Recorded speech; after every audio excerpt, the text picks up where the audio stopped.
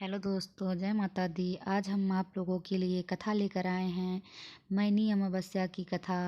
आशा करती हूँ आप लोगों को यह कथा बहुत अच्छी लगेगी। अगर अच्छी लगे तो सब्सक्राइब ज़रूर करें, बेल आइकन ज़रूर दबाएं, जिससे आपको अगली कथाएं सबसे पहले आपके पास आ जाएंगे। लाइक शेयर ज़रूर करें, कमेंट्स में अपनी प्रतिक्रियाएं ज़रूर दें। तो शुरू करते हैं। मौनी अमावस्या इस साल 11 फरवरी 2021 को है। यह अमावस्या माघ मास में आती है, इसलिए इसे माघी अमावस्या भी कहा जाता है। इस अमावस्या पर मौन रहकर व्रत किया जाता है। माघ मास की अमावस्या के दिन स्नान और दान पुण्य का विशेष महत्व है।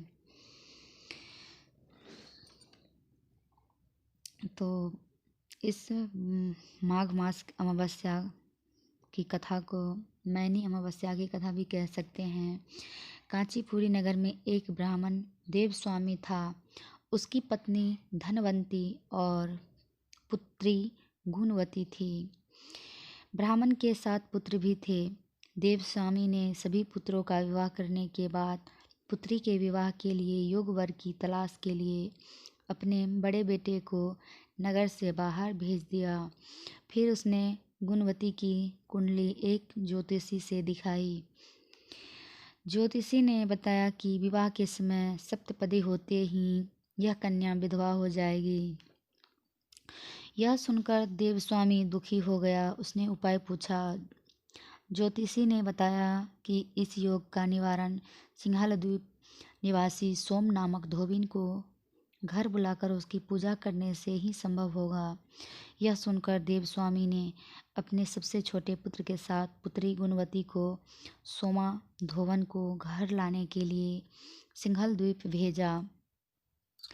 वे दोनों समुद्र तट पर पहुँचे और समुद्र को पार करने का उपाय सोचने लगे, लेकिन कोई उपाय नहीं सूझा। तो दोनों भाई बहन भूखे प्यासे एक वट वृक्ष की छाया में उदास होकर बैठ गए। उस वट वृक्ष पर एक गिद्ध का परिवार रहता था। उसके बच्चों ने देखा कि दोनों भाई बहन दिन भर परेशान रहे। जब शाम को गिद्धों की माँ अपने बच्चों के लिए कुछ भोजन लेकर आई और उन्हें खिलाने लगी तो उन बच्चों ने कुछ नहीं खाया और वृक्ष के नीचे बैठे भाई बहन की बात बताई। बच्चों की बातें सुनकर गिद्धनी को दया आ गई। उसने दोनों भाई बहन के पास जाकर कहा कि तुम दोनों की इच्छा उसे पता है, तुम दोनों भोजन कर लो। सुबह तुम दोनों को समुद्र पार सोमा के पास पहुंचा दूंगी। गिद्धनी की बात सुनकर वे दोनों बेहद खुश हुए। सुबह होते होते गिद्धनी ने उसे सोमा के घर पहुंचा दिया। फिर वे सोमा धोबिन को घर ले आए और उसकी पूजा की, जिसके बाद ब्राह्मण देवस्वामी की पुत्री का विवाह हुआ। सप्तपदी होते ही उसके पति की मृत्यु हो गई। जब सोमा ने गुणवती को अपने पुण्य का फल दान कर दिया, जिससे उसका पति जीवित हो उठा।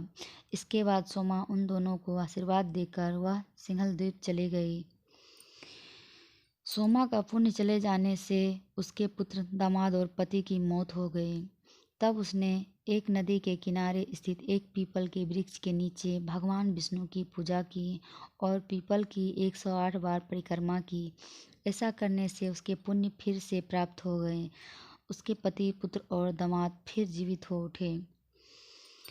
यह आलेख में जो ये कहानी है, ये दी हुई जानकारी धार्मिक आस्थाओं और लौकिक मान्यताओं पर आधारित है, जिसे मात्र सामान्य रुचि को ध्यान में रखकर प्रस्तुत किया गया है। ध्यान से सुनने के लिए धन्यवाद।